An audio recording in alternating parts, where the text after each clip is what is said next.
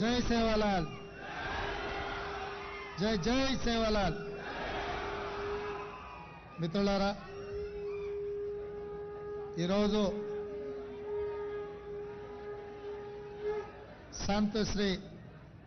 సేవాలాల్ మహారాజ్ 285వ జయంతి సందర్భంగా మా బంజారా ఆదివాసీ సోదరులు బంజారా హిల్స్లో ఉండే బంజారా భవన్లో వారి జయంతి ఉత్సవాలను పెద్ద ఎత్తున ఏర్పాటు చేసి